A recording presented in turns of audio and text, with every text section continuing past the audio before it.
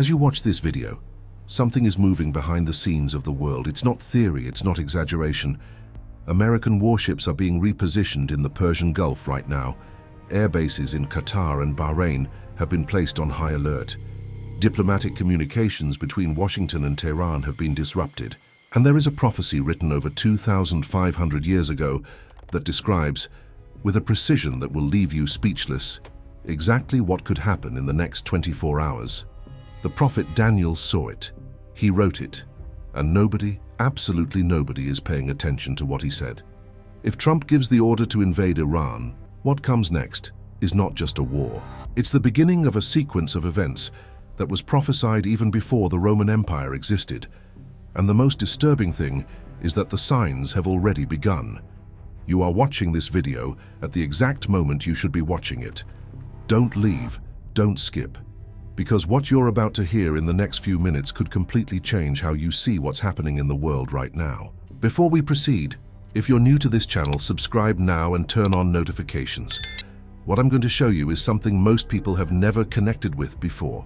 And if you want to delve even deeper into everything we'll be covering today, I've prepared an exclusive study guide called The Complete Prophetic Map, where I analyze all 70 prophecies that are being fulfilled now, prophet by prophet, with timelines, maps, and biblical references. The link is in the description and in the pinned comment. Now, let's continue. Let's go back. Take a deep breath, because what I'm about to show you requires your full attention. I need you to understand one thing before anything else. The world you see in the news, on news portals, on social media, that world is a superficial layer. It's the layer they show you. But there's a layer underneath. A layer where the real decisions are made, where military movements are planned weeks before they're announced, where leaders communicate through channels that no journalist has access to. And it's in that layer that something is happening now. Not tomorrow, not next week, now. Look, in recent months, tensions between the United States and Iran have reached a level not seen since 2020. When General Qasem Soleimani was killed by an American drone on Iraqi soil, that event almost triggered an open war. Iran retaliated with missiles against American bases. The world held its breath, but it backed down. The war didn't happen, or rather it was postponed, because what few people understood at that moment is that this wasn't the climax. It was the prologue. It was the first act of a play that hasn't finished yet. And now the second act is about to begin. Trump returned to power with a more aggressive rhetoric than ever against Iran. The Iranian nuclear program has advanced to levels that are causing Western intelligence services to lose sleep. Iran is enriching uranium to levels that only make sense for one thing: a bomb. And Israel, America's biggest ally in the Middle East, is pressing hard. Because for Israel, a nuclear Iran is not a threat. It's a death sentence, and time is running out. But the most frightening thing is not what might happen. The most frightening thing is that this has been seen before. Not by analysts, not by generals, not by international political strategists. It was seen by a man who lived more than 2,500 years ago. A man who was torn from his land, taken prisoner to the court of the greatest empire of antiquity, and who there, in that place of exile, received visions that transcend anything the human mind could fabricate. His name is Daniel. And what he saw will make you rethink everything you believe about what's happening in the world today. Daniel was no ordinary prophet. He wasn't a mystic isolated in a cave murmuring enigmatic phrases. Daniel was a young nobleman from Judah, of royal lineage, who was captured when King Nebuchadnezzar of Babylon invaded Jerusalem around 605 BC.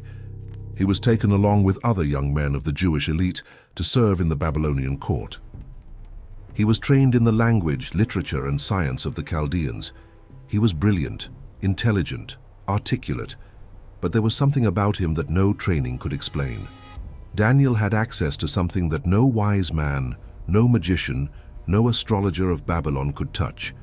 He saw what was to come, not as a supposition, not as a probability, as a certainty. And what he saw was not limited to his time. Daniel's visions spanned centuries, millennia. He saw the fall of Babylon before it happened. He saw the rise of the Persian Empire. He saw the Greek Empire of Alexander the Great, and the division of that empire into 4 parts after Alexander's death. He saw Rome. And he saw something more. Something that has not yet happened. Something that, according to many scholars, is happening now. But before I tell you what Daniel saw about the time we live in, I need to show you how accurate he was about the past. Because if he got everything that has already happened right, what he said about the future takes on a completely different weight. And that's what makes this story so disturbing. In chapter 2 of the book of Daniel, King Nebuchadnezzar has a dream that disturbs him so much that he cannot sleep. He summons all the wise men, all the magicians, all the astrologers of the empire, and makes an absurd demand. He says, "I don't just want you to interpret the dream. I want you to tell me what the dream was. If you are truly wise, if you truly have power, then tell me what I dreamed. And if you don't tell me, you will all be executed." No one succeeded. No wise man, no astrologer, no magician. And the order for execution was given. All the wise men of Babylon would be killed, Daniel included. But Daniel did something different. He asked for time. He prayed. And that night, the mystery was revealed to him. He went to the king and said, "There is a God in heaven who reveals mysteries. And he has shown you, O king, what will happen in the last days." Then Daniel described the dream. A gigantic statue, a statue with a head of gold, a chest and arms of silver, a belly and thighs of bronze, legs of iron, and feet of a mixture of iron and clay. And Daniel explained what each part meant. The head of gold was Babylon, Nebuchadnezzar himself and his empire. The chest and arms of silver were the empire that would come after, and it did. Persia, led by Cyrus, conquered Babylon in 539 BC. Exactly as Daniel said. The belly and thighs of bronze represented a third empire that would dominate the world. And it did. The Greece of Alexander the Great swept across the known world with a speed that no army before had achieved.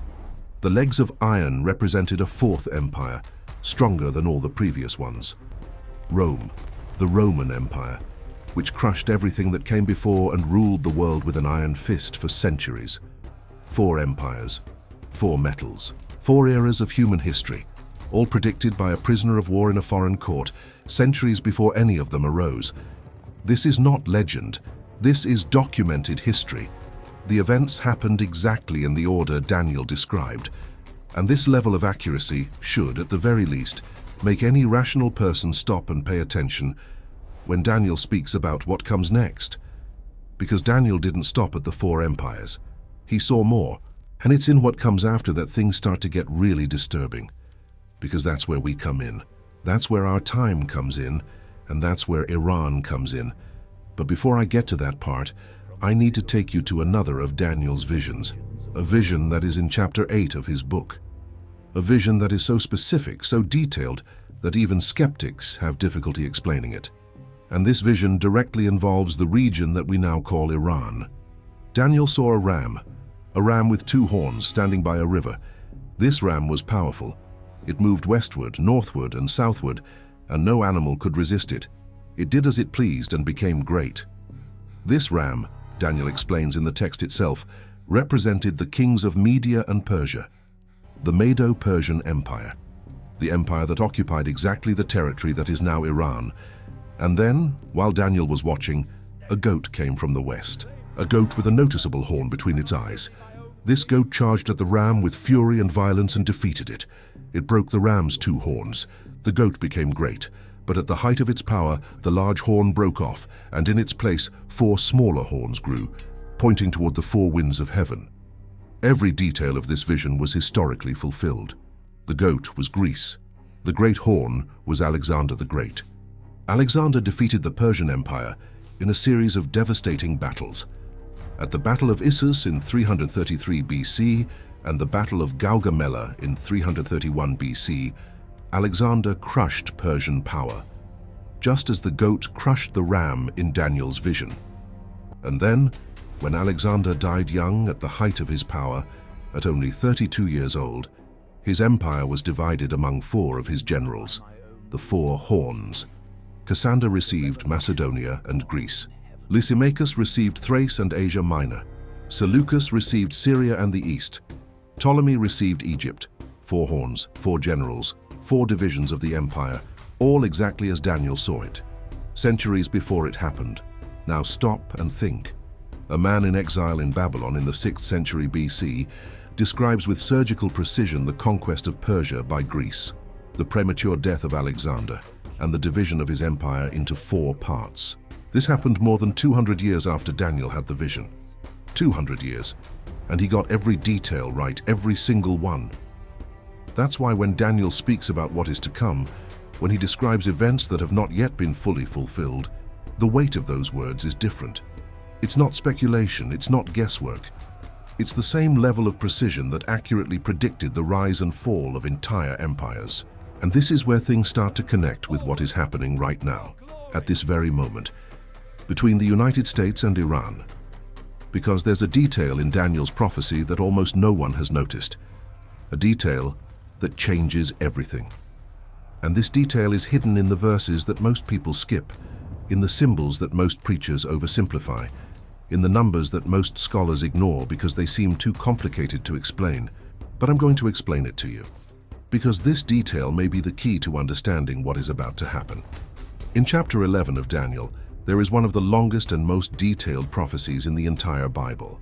It describes, verse by verse, conflicts between what the text calls the king of the north and the king of the south. Historians and theologians have identified that this prophecy describes with absurd precision the wars between the Seleucids, who controlled Syria and the territory that includes Iran and Iraq, and the Ptolemies, who controlled Egypt. Every battle, every treaty, every betrayal between these kingdoms was described by Daniel before it happened. Kings who married their daughters for political reasons, generals who betrayed their own armies, military campaigns that failed because of ships coming from the west. It's all there, it all came to pass. But then, at a certain point in chapter 11, something changes. The prophecy no longer fits perfectly with already known historical events.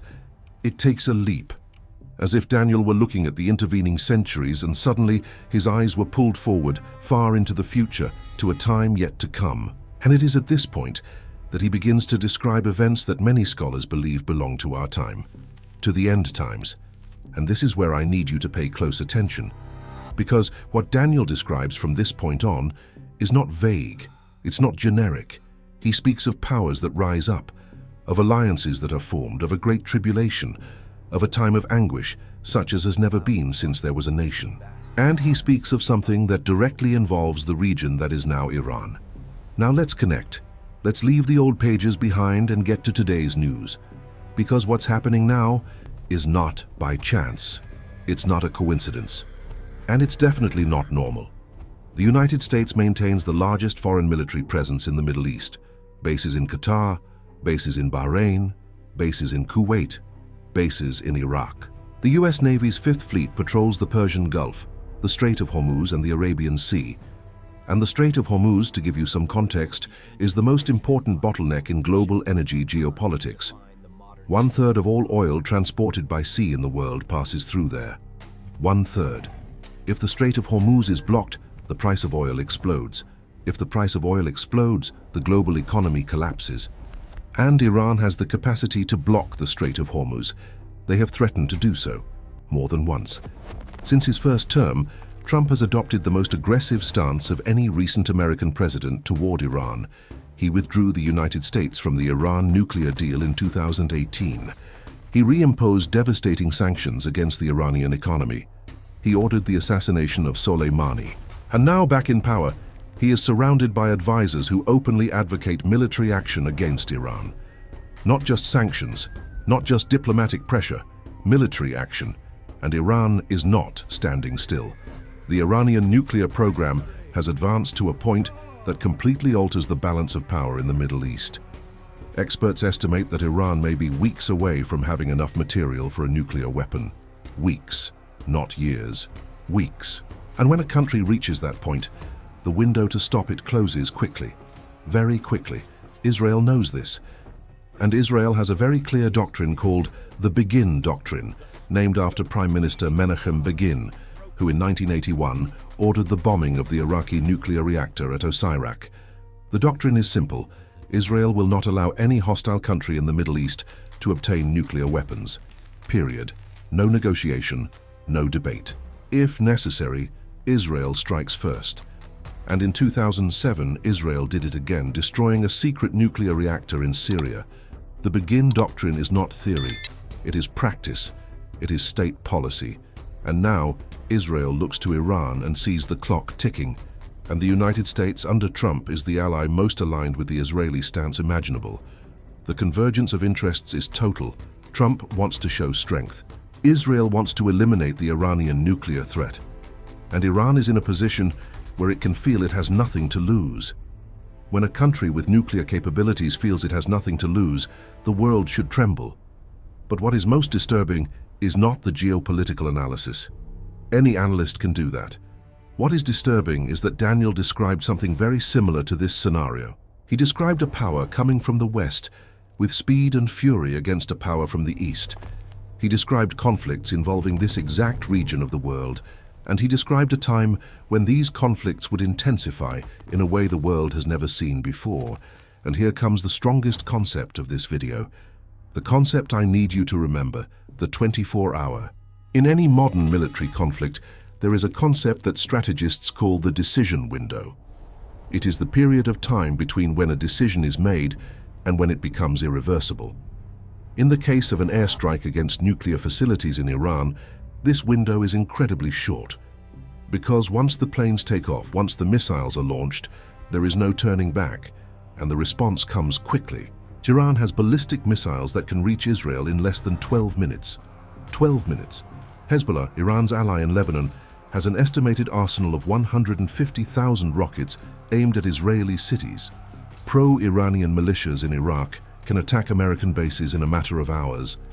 The Houthis in Yemen can close the Red Sea to international trade. In 24 hours, the world can change irreversibly. In 24 hours, a decision made in Washington or Jerusalem can trigger a chain reaction that drags the entire Middle East and perhaps the entire world into a conflict that no one can control. 24 hours. That is the time that separates the world as you know it from the world you wouldn't recognize. And Daniel saw it. He didn't use those words. He didn't speak of airplanes or missiles, but he described the speed. He described the fury. He described the goat that came from the west without touching the ground. Such was its speed.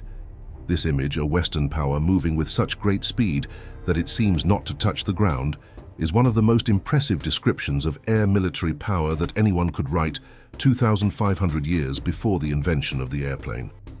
But there's more, because Daniel didn't just see the attack, he saw the consequences. And the consequences are what should keep anyone paying attention awake at night. In chapter 8, after the goat defeats the ram, something emerges. From the broken horn, from the fragments of power that was divided, arises what Daniel calls the little horn. And this little horn grows. It grows southward, eastward, and toward the glorious land. The glorious land, in the biblical context, is always Israel. And this little horn is not just a military power. It is something more. Something that exalts itself to the level of God himself. Something that knocks truths to the ground. Something that prospers in deception. Many scholars throughout the centuries have tried to identify who or what this little horn represents. Some say it was Antiochus Epiphanes, the Seleucid king who desecrated the temple in Jerusalem in 167 BC. And indeed many details fit with Antiochus. But other scholars point out that the prophecy goes beyond Antiochus, that Antiochus was a type, a shadow, a rehearsal of what would come later, because the prophecy speaks of a time that would be for the time of the end. And Antiochus was not in the time of the end, so who is it? Who is the little horn of the end times? And what does this have to do with what is happening now between the United States and Iran? This is where things get really intense, because if Daniel's prophetic pattern holds true, and so far it has held true with 100% accuracy, then what we are seeing now may be the beginning of a sequence of events that culminates in the emergence of a power the world has never seen, a power that arises from chaos, from the vacuum created by war, from the destruction of established orders. Throughout history, every time a major conflict has destroyed the existing order, something has emerged to fill the void. When Babylon fell, Persia emerged. When Persia fell, Greece emerged. When Greece fragmented, Rome emerged. And when Rome fell, the medieval world emerged. It's not a coincidence, it's a pattern.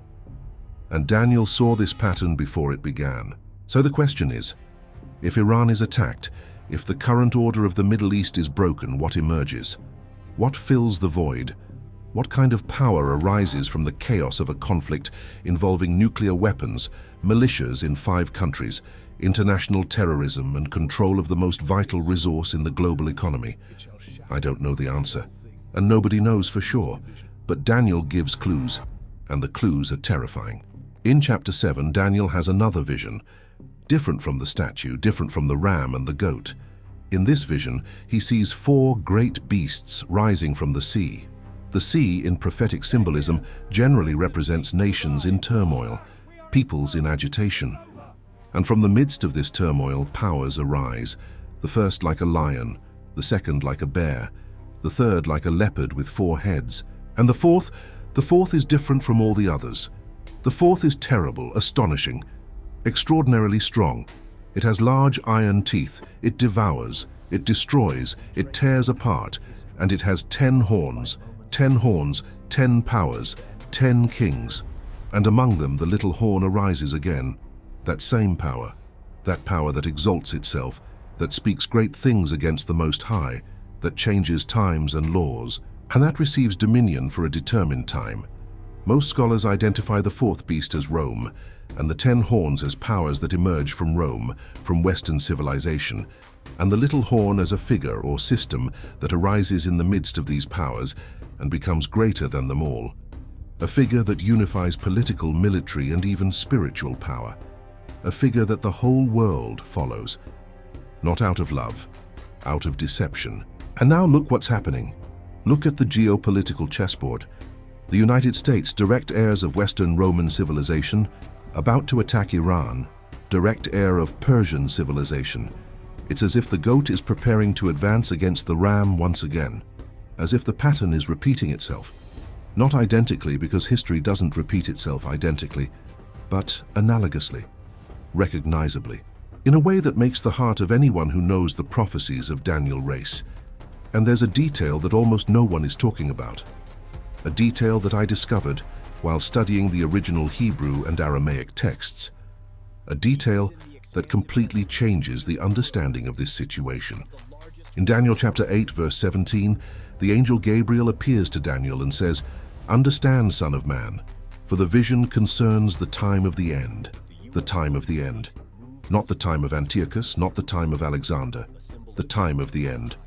And in verse 19, Gabriel repeats, "Behold, I will make you know what will happen in the latter time of wrath, for the vision concerns the appointed time of the end." Twice Gabriel emphasizes, this is about the end times. And the vision he is explaining is the vision of the ram and the goat. The vision involving Persia, Iran.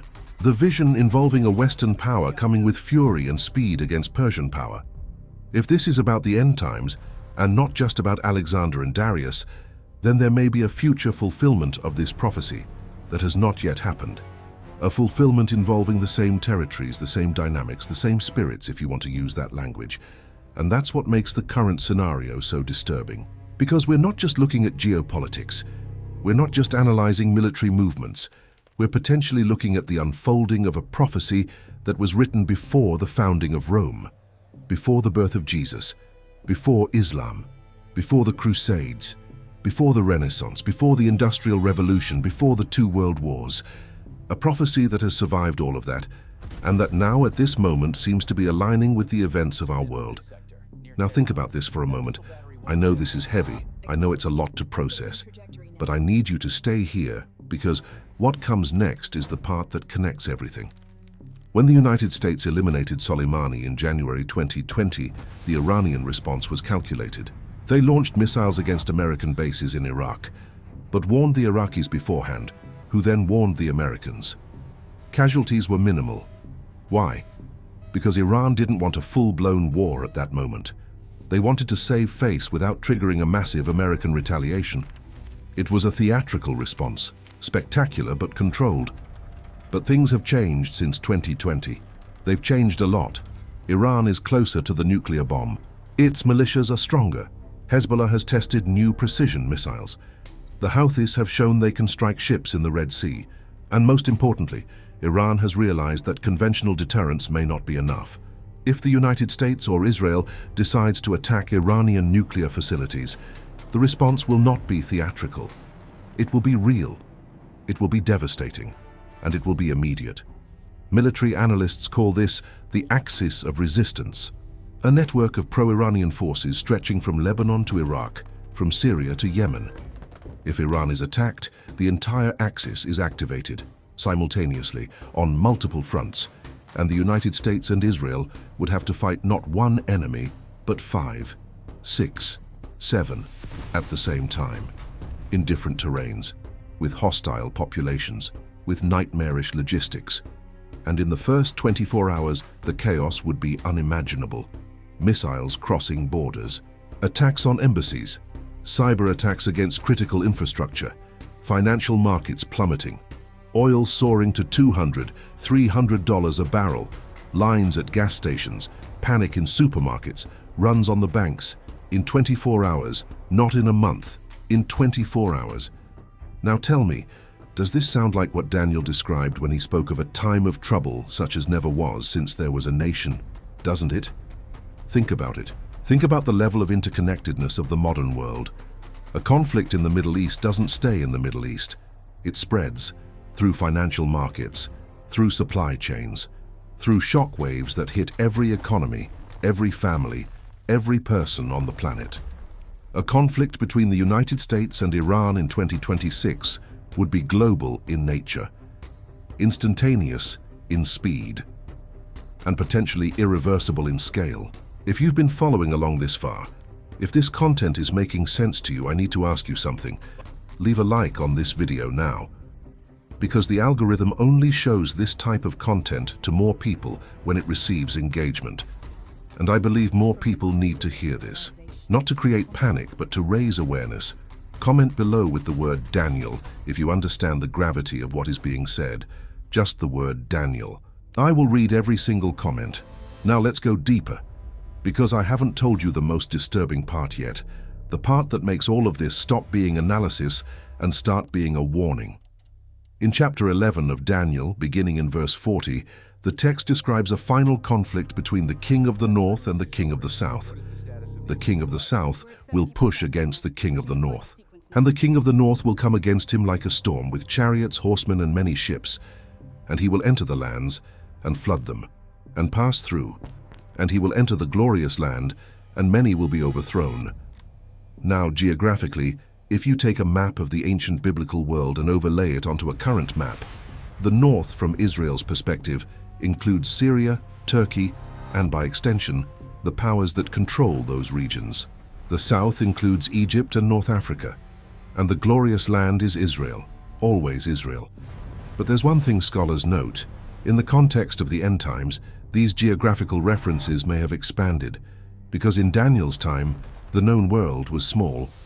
But the prophecies speak of global events, so the king of the north could represent powers coming from the north in relation to Israel, which would include Russia, Turkey, and Nordic alliances. And the king of the south could include powers to the south and east, including Iran, which is to the east but historically controlled territories to the south, and the United States. In this equation, the United States would be the power that comes from the west, the scapegoat. The nation that never touches the ground because it's so fast, with its air and naval power projected thousands of kilometers from its homeland. And Israel is the center, the pivot, the point around which everything revolves. And if you look at the current chessboard, that's exactly what you see. Russia positioning itself in the north in Syria, Iran projecting power through its militias across the arc from Lebanon to Yemen, the United States positioning itself in the west with its fleets and bases, and Israel in the center feeling the pressure from all sides. It's as if someone wrote the script for this moment 2,500 years ago, and in a way, someone did. But there's an additional detail that makes all of this even more urgent, a detail that has to do with time, with chronology, with dates. In Daniel chapter 12 verse 11, the text says, "And from the time that the daily sacrifice is taken away, and the abomination that causes desolation is set up, there will be 1,290 days. 1,290 days. And in verse 12, blessed is he who waits for and reaches the end of the 1,335 days. These numbers, 1,290 and 1,335, are two of the most debated numbers in all of biblical prophecy. Some interpret them literally as days. Others use the day-year principle, where each prophetic day represents a year. And when you apply this principle, the numbers begin to point to dates that are disturbingly close to our time. I'm not going to give you a specific date because nobody knows the day or the hour, and anyone who gives you an exact date is lying or deceiving themselves. But what I can tell you is that the convergence of signals, the convergence of geopolitical events, the convergence of military tensions, all of this is happening within a time window that fits the projections these numbers suggest, and that should, at the very least, make you pay attention, because there's a pattern that repeats itself throughout history, and it's a pattern that Daniel identified. A pattern that works like this. First, there's a period of relative peace and prosperity. Then, tensions begin.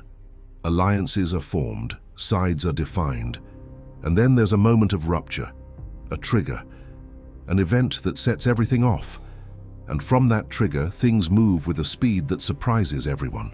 Because the world doesn't change gradually, the world changes in leaps, in ruptures, in 24-hour moments that redefine everything. World War I effectively began within days.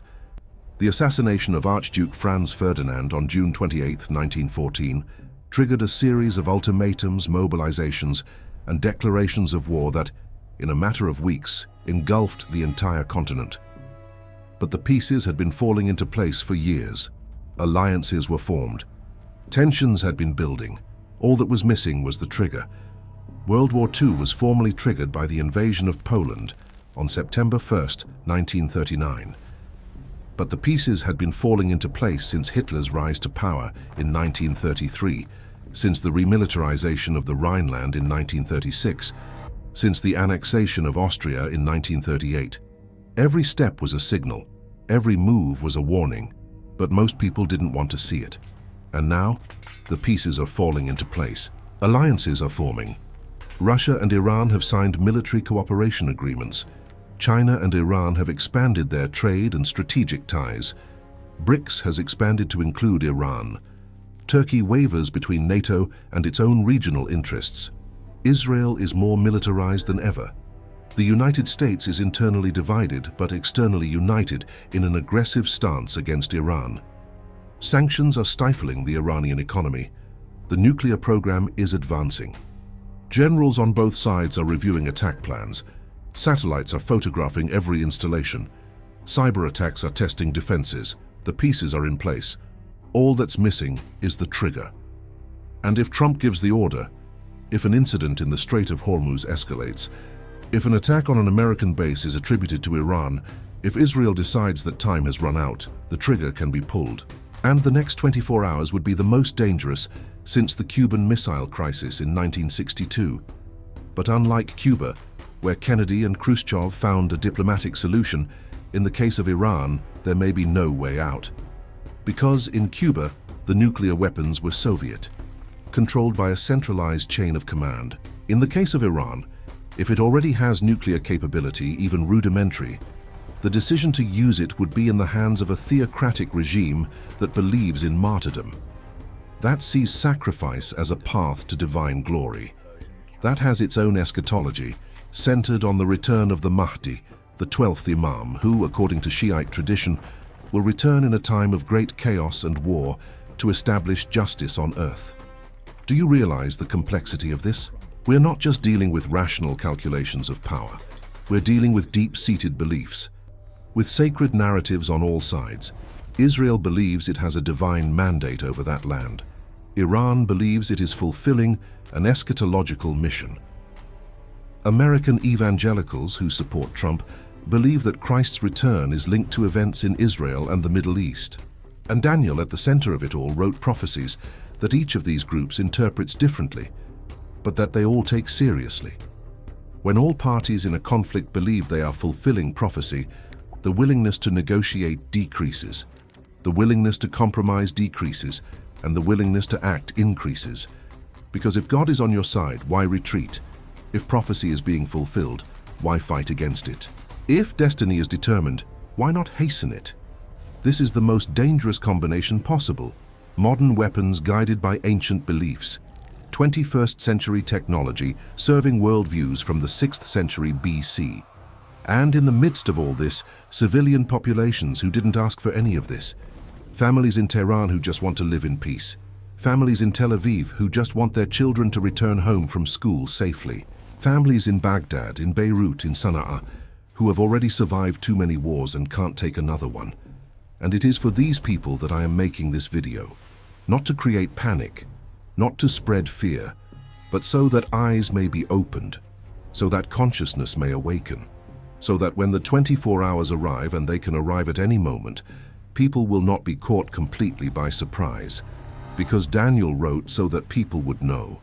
He did not seal the prophecies forever. He said, "Seal the book until the time of the end. Many will run to and fro, and knowledge will increase. Many rushing from one place to another." Doesn't that describe our world? The internet, air travel, information flowing at the speed of light, 7 billion people connected in real time. Many will rush from one place to another. Knowledge will multiply. Never in history has there been so much information available. Never has there been such a capacity to know what is happening anywhere in the world in real time.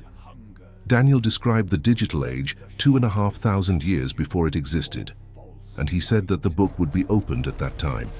That understanding would come at that time, that the sealed prophecies would be understood at that time.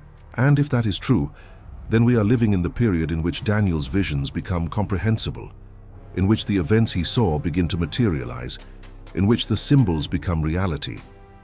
And now, I'm going to tell you the detail I said no one saw, the detail that changes everything, and I need you to pay close attention right now. Before we begin, if what you're seeing now makes sense to you, if you're connecting the dots you never connected before, do me a favor. Click the like button right now. It only takes a second and helps this video reach more people who need to hear this message. And leave a comment below. Write "Jesus is coming back" and help me share this message if you believe Jesus will return and can see these signs being fulfilled. I read all the comments. And if you want the complete analysis of all 70 prophecies we're covering, with the prophetic timeline, the map of biblical nations, and the quick reference guide, get your copy of The Complete Prophetic Map.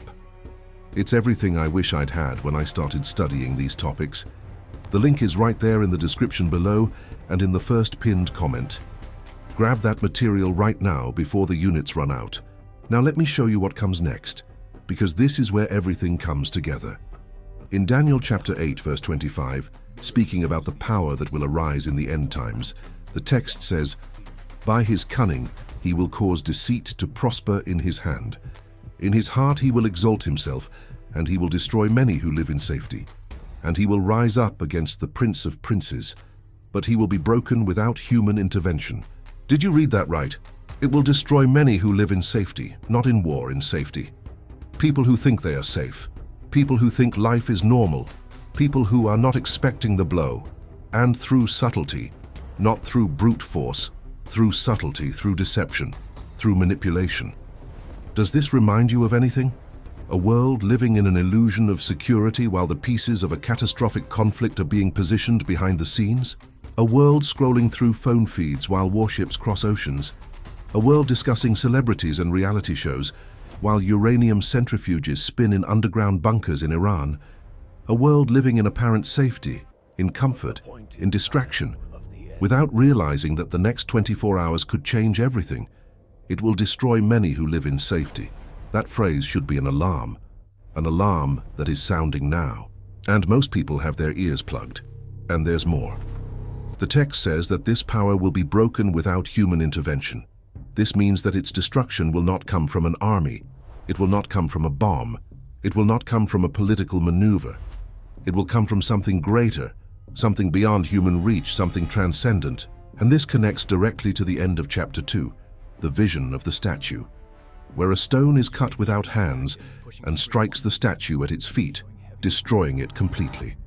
a stone that becomes a mountain that fills the entire earth, a kingdom not built by human hands, a kingdom that replaces all human kingdoms. This is the climax of all of Daniel's prophecy. All empires, from Babylon to the last power of the end times, are replaced by something that no human being can build. And that is hope in the midst of terror. That is the light at the end of the darkest tunnel in history. That no matter how bad things get, no matter how chaotic the 24 hours are, there is an outcome that is beyond the reach of any president, any general, any bomb.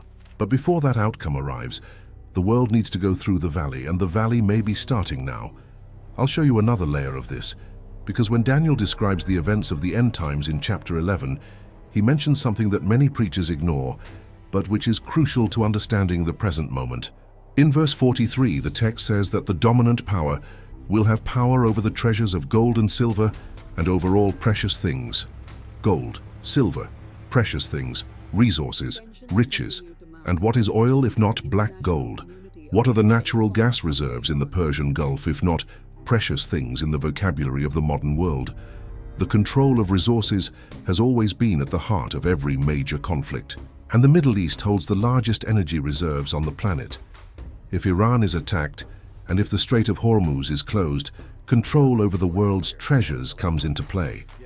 Whoever controls the oil controls the economy. Whoever controls the economy controls the nations. Whoever controls the nations has power over the treasures of gold and silver and all precious things.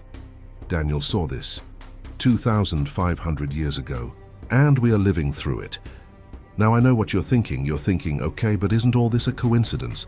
Aren't we stretching things, fitting prophecies into events we want them to fit? That's a fair question, and I respect that question. But I ask you this. What is the probability of a man in the 6th century BC correctly predicting the exact sequence of 4 world empires? What is the probability of him accurately describing the Greek conquest of Persia, the conqueror's premature death, and the division of the empire into 4 parts? What is the probability of him describing a power that doesn't touch the ground because it's so fast, centuries before the concept of air power existed? What is the probability of all this being a coincidence? I'm not asking you to believe blindly. I'm asking you to examine the evidence, to look at the historical record, to compare the prophecies with the events, and to draw your own conclusions. But I ask you, don't ignore it. Don't dismiss it. Because if Daniel got everything that has already happened right, ignoring what he said about what is to come would be, at the very least, reckless. And speaking of recklessness, I'm going to tell you something that happened behind the scenes in American politics that few people know about, and it connects directly to everything we're discussing. Since 2003, when the United States invaded Iraq, Iran has become the dominant regional power in the vacuum left by the fall of Saddam Hussein. Saddam was Sunni and was the main counterweight to Iran's Shiite power. With Saddam's fall, Iraq effectively became a state with strong Iranian influence. Pro-Iranian Shiite militias strengthened. The Iraqi government became dependent in many respects on Iranian support, and Iran expanded its influence in an arc stretching from Tehran to Beirut, passing through Baghdad and Damascus. This arc is what strategists call the Shia Crescent, and it represents the greatest projection of Iranian power since the original Persian Empire. The same Persian Empire that Daniel saw in his vision as the ram with 2 horns. The ram that advanced north, south, and west, and that no power could resist.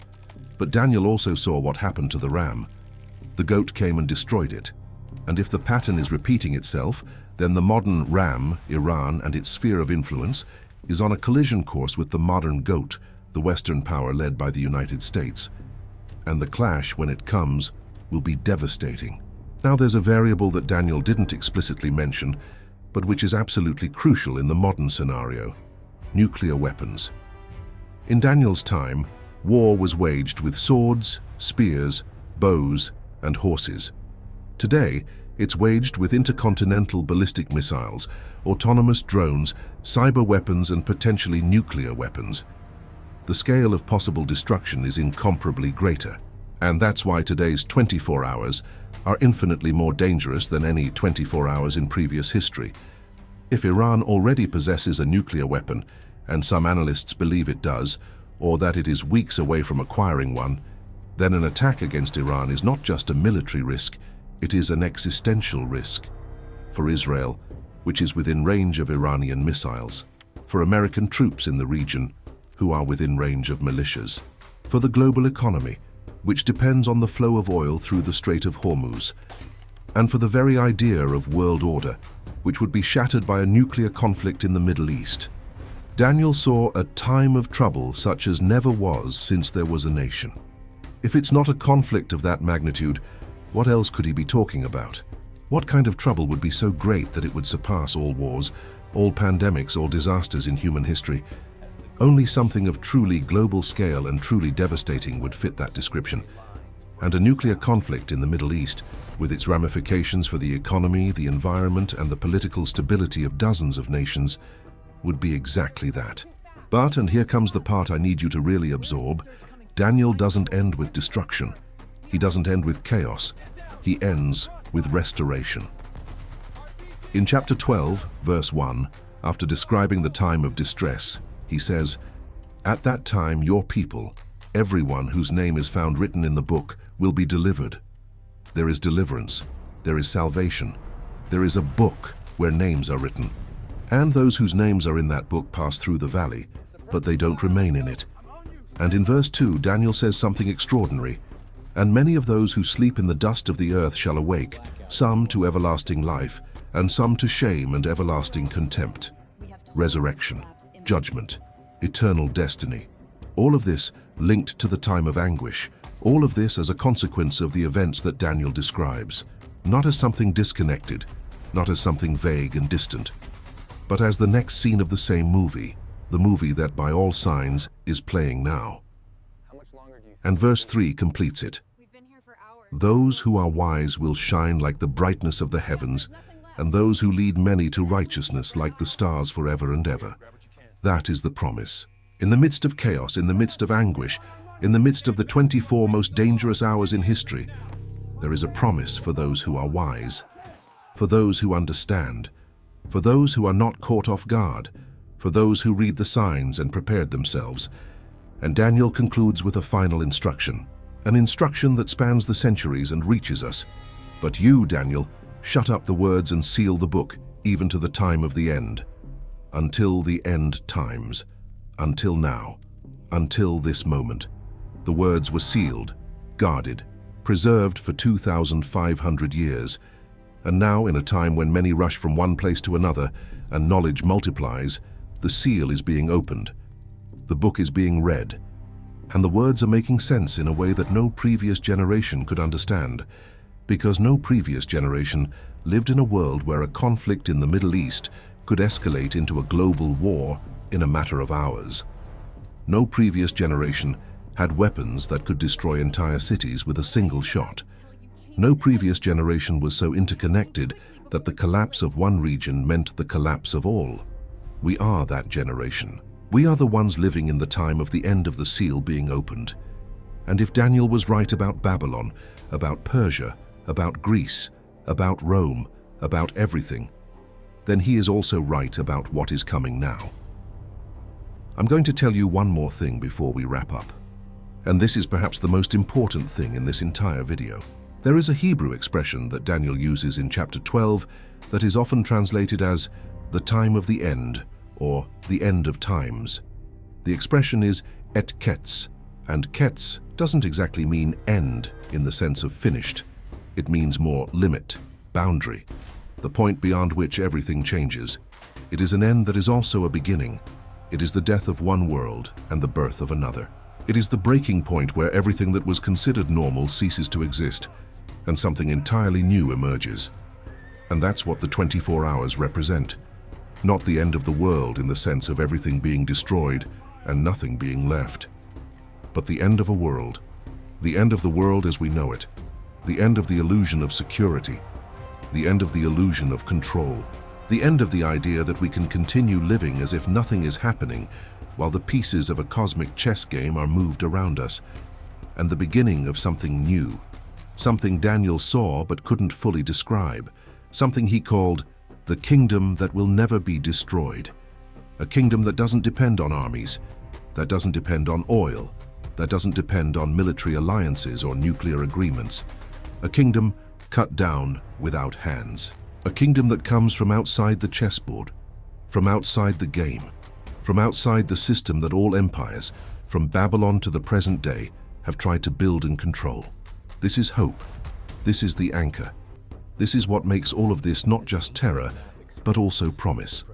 Because if Daniel is right and historical evidence strongly suggests that he is, then however terrible the next 24 hours may be, they are not the end of the story. They are the prelude to the most extraordinary chapter humanity will ever experience.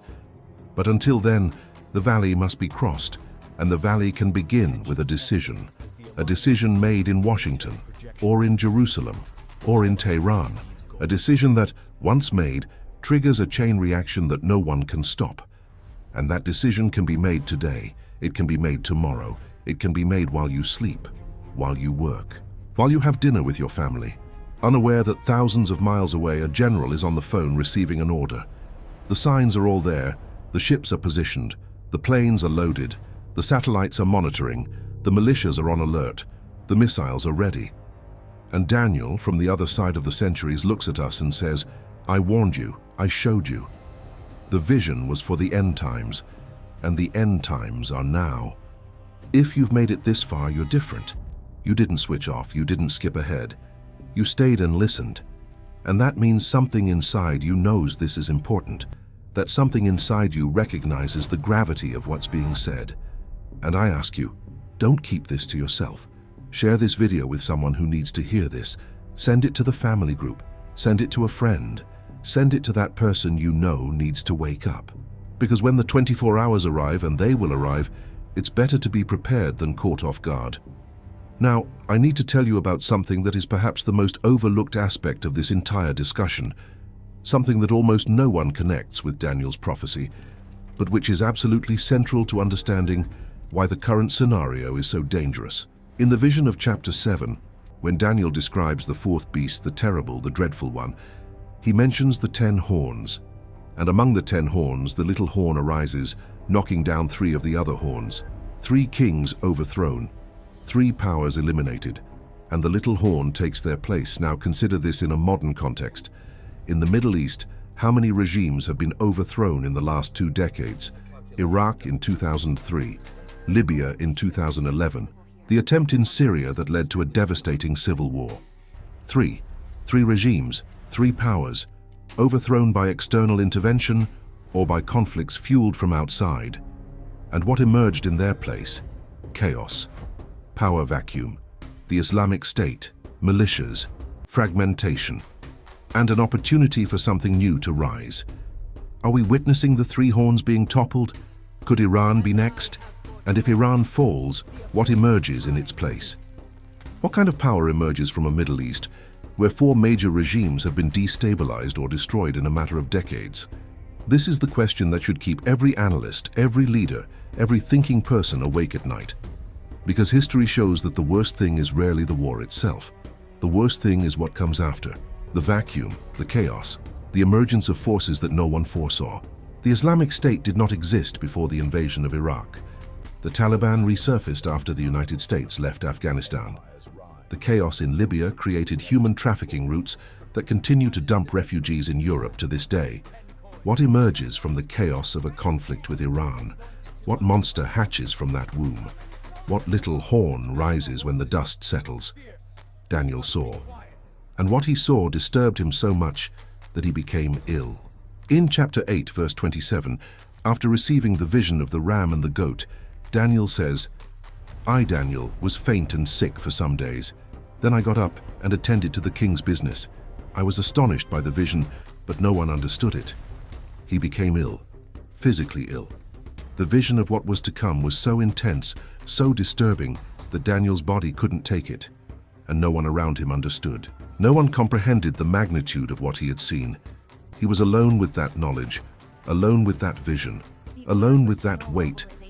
And sometimes I feel we're in a similar position. The signs are all there. The pieces are all on the board. The prophecy aligns with the events, and yet most people don't see, they don't want to see, or they can't see, because seeing would mean changing. It would mean acting.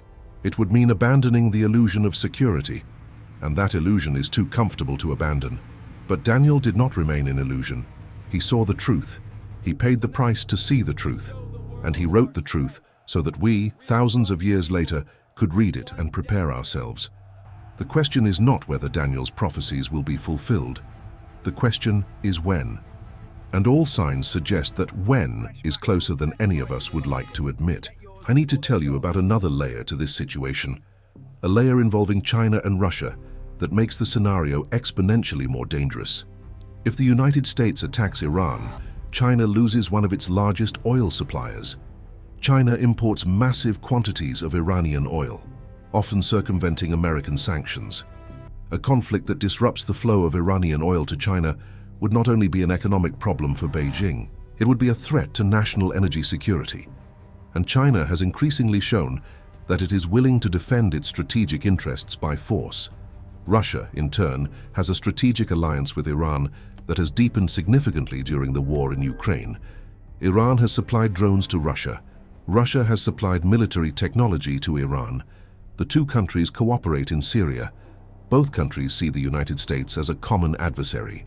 An American attack on Iran could lead Russia to a position of direct or indirect confrontation with the United States on yet another front.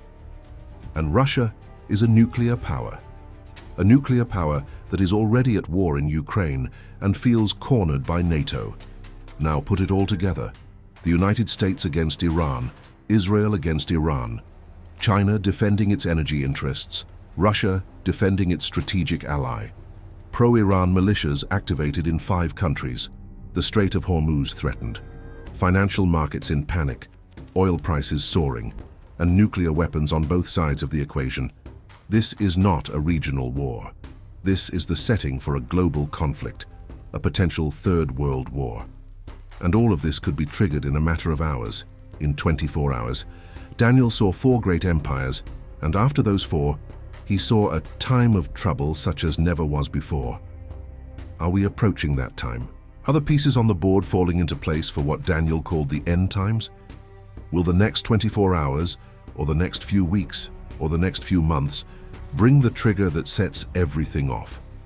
I don't have the definitive answer, and be wary of anyone who claims to. But what I do have is the prophecy, and the prophecy so far has been right about everything. Every empire, every conquest, every division of power, every detail. And what it says about what is to come is terrifying and hopeful at the same time. Terrifying because it depicts destruction on an unprecedented scale. Hopeful because it promises that, on the other side of the destruction, there is something no empire has ever been able to build. A kingdom without end. A justice that is priceless. A peace that does not depend on treaties that can be torn up. But until then, the valley must be crossed. And the first step across that valley can be taken at any moment. There's something that deeply troubles me about all of this. Something that goes beyond geopolitics and enters the realm of collective psychology. And I want to share it with you. All the great catastrophes in human history have been preceded by a period of denial. Before the Titanic sank, passengers toasted with champagne as the ship approached the iceberg. Before Pompeii was destroyed, residents did their shopping in the market while Vesuvius smoked. Before Pearl Harbor was bombed, American officials ignored intelligence reports about Japanese movements. Before 9/11, FBI agents tried to warn their superiors about suspicious activities of aviation students and were ignored. Denial precedes disaster, always, and the intensity of the denial is proportional to the magnitude of the approaching disaster. The greater the threat, the greater the resistance to accepting it, because accepting would mean acting, and acting would mean leaving the comfort zone, and leaving the comfort zone is the thing that human beings resist the most. And now look around. Look at people's reactions when you talk about a possible war between the United States and Iran. Oh, that will never happen. Oh, it's just political rhetoric. Oh, both sides know they can't go that far. It's the same thing the residents of Pompeii would say if someone warned them about the volcano. Oh, it's always smoking. Nothing ever happens. Until it did. Daniel did not write his prophecies for those who refused to see. He wrote for those who have eyes to see and ears to hear, for the wise, for those who will shine like stars, for those who understand the signs and prepare themselves while there is still time, and time may be running out, not in a dramatic, cinematic way, silently, subtly, in such a way that when you realize it, the 24-hour window will have already opened, and the decision will have already been made, and the world will have already changed. And you will look back and remember this video and think, he warned us. Daniel warned us. The signs were there, and I saw them, or I didn't. The choice to see is yours. It always has been. I want to tell you now about an aspect of Daniel's prophecy that is rarely discussed, but which may be the missing piece of the puzzle. And it has to do with the concept of times and laws. In chapter 7, verse 25, Daniel says that the power of the end times will devise to change the times and the laws. Change the times and the laws. Not just break them, not just ignore them, change them, redefine them, create a new order, a new norm, a new reality. When we look at the world today, we see exactly that happening. Institutions that have existed for decades are being redesigned. Alliances that were considered permanent are being questioned. International norms that govern the behavior of states are being violated without consequence. The concept of sovereignty is being redefined. The concept of truth is being distorted. What was considered law has become suggestion. What was considered sacred has become disposable. And this is no accident, it's a pattern. A pattern that Daniel identified as characteristic of the end times, the changing of times and laws, the reconfiguration of reality, the creation of a new order, not to improve the world but to concentrate power, to centralize control, to prepare the ground for something yet to come. And this change happens so gradually, so subtly, that most people don't even notice it. Like a wave slowly rising on the beach. You don't realize the water has risen until your feet are wet, and then it's too late to run. Daniel saw the wave.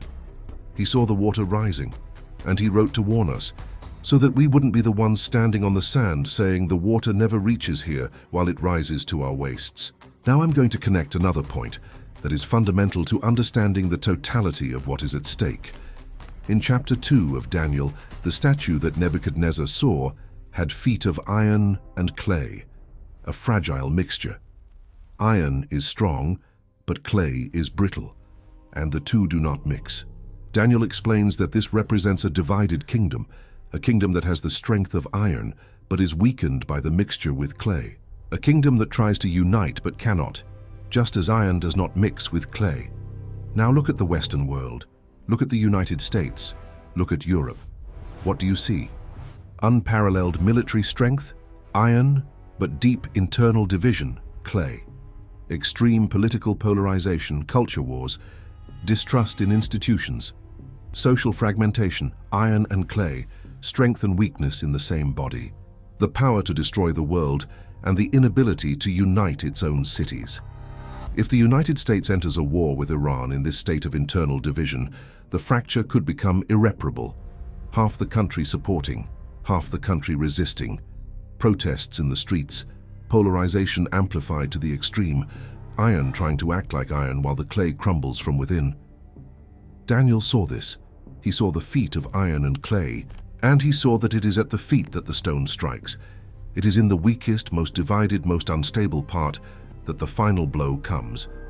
Not in the head of gold, not in the chest of silver, not in the legs of iron. In the feet, in the mixture, in the division, in the weakness disguised as strength. And when the stone hits the feet, the whole statue falls. Gold, silver, bronze, iron, and clay all shatter together. Everything that humanity has built over millennia of empires and kingdoms and nations crumbles, and the stone becomes a mountain that fills the whole earth. This is the complete picture. This is the panorama that Daniel gave us. A story that begins with gold and ends with stone. A story that begins with human power and ends with divine power. A story that begins with empires and ends with a kingdom that has no end. And we are living at the feet of the statue, in the part made of iron and clay. in the part where strength and weakness coexist, in the part where the decision to attack Iran could be the trigger that makes the feet crumble, and with them, the entire system. Is this what we are about to witness? Will the next 24 hours or the next few weeks or the next few months bring the impact of the stone against our feet? Are we really that close? I don't know, nobody knows for sure. But the signs are converging in a way that it would be irresponsible to ignore. And Daniel gave us these signs for a reason, not to scare us, to prepare us. There's a phrase in chapter 12 of Daniel that's the key to everything. The phrase that, if you understand it, changes your entire perspective on what's happening. The angel tells Daniel, "Those who are wise will understand." The wise will understand. Not the most intelligent, not the most educated, not the richest or the most powerful, the wise. And wisdom, in the biblical context, is not accumulated knowledge. It is discernment. It is the ability to look at the signs and understand what they mean. It is the ability to hear what is being said between the lines. It is the ability to see what is hidden on the surface. The wise will understand. And those who are not wise? The wicked will act wickedly, and none of them will understand. They will continue living as if nothing is happening. They will remain distracted. They will continue denying. They will continue sleeping while the world changes around them. I'm not here to judge you. I'm not here to say who is wise and who is not. I'm here to present the signs, to show what Daniel saw, to connect prophecies with events, and to give you the opportunity to decide for yourself what to do with this information. Because ultimately it's a choice, a personal choice, a choice that no one can make for you. You can close this video and forget everything you heard. You can go back to your feed. You can watch another cat video. You can check your notifications. You can go back to the comfort bubble that the modern world has so skillfully built around each of us. Or you can stay with it. You can let Daniel's words sink in.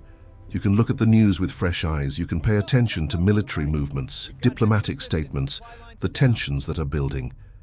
And you can prepare, not necessarily with bunkers and cans of food, but with understanding, with awareness, with wisdom. Because when the 24 hours arrive, and they will arrive, the two categories of people that Daniel describes will be revealed. Those who understood and those who did not understand.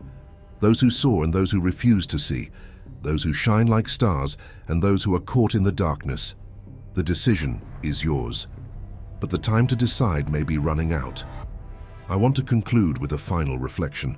But first, if you've made it this far, if this video touched something within you, I need to ask you 3 things. First, leave a like. This helps the algorithm show this video to more people who need to see it. Second, comment below what you think. Do you think Daniel's prophecies are being fulfilled? Do you think we are close to what he described? Comment. I read everything. I respond. And the discussion in the comments is as important as the video itself. Third, if you're not subscribed to the channel, subscribe now and activate the bell, because this is just one video in a series. And in the next one, which is appearing on the screen now, I'm going to show you another detail of Daniel's prophecy that will keep you awake at night. A detail that connects directly to a specific date. A date that is closer than you imagine. But now, a final thought. Daniel lived in exile. He was torn from his land, taken to a foreign land, forced to serve a foreign king, surrounded by a culture that was not his own, pressured to worship gods that were not his God. And in the midst of all this, he stood firm. He continued praying, he continued seeking, he continued listening. And because of this, he received the most extraordinary visions any human being has ever had about the future of humanity.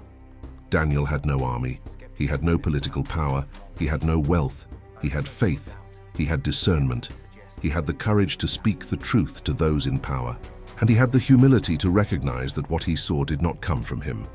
It came from something greater, from someone greater, and I believe that this is the model for us. In this confusing time, in this dangerous time, in this time when the pieces move and the board trembles, the model is not power, it is not force, it is not control.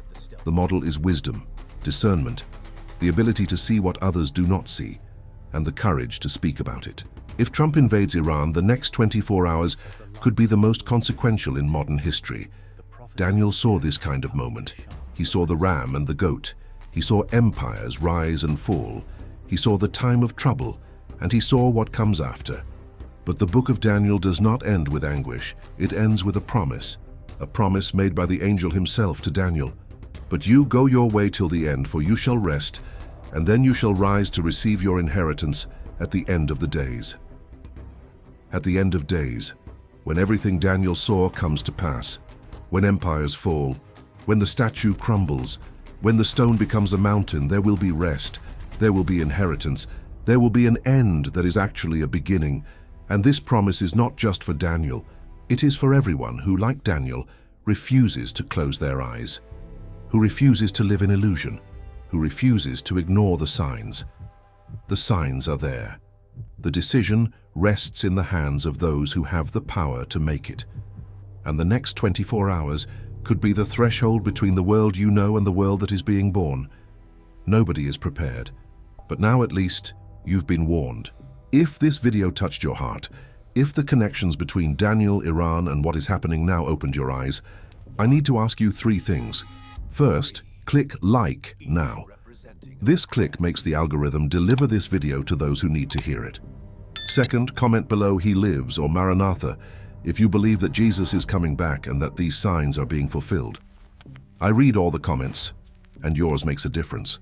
Third, if you want to study all this in depth, verse by verse, prophecy by prophecy, with maps, timelines, and tables, I created the complete prophetic map. 70 prophecies, 10 chapters, 7 prophets. Everything connected, everything explained. The link is in the description and in the pinned comment. Secure your copy before it runs out. And click on the video that is appearing on the screen now, because what comes next goes deeper, goes further, and will make everything even clearer. See you there.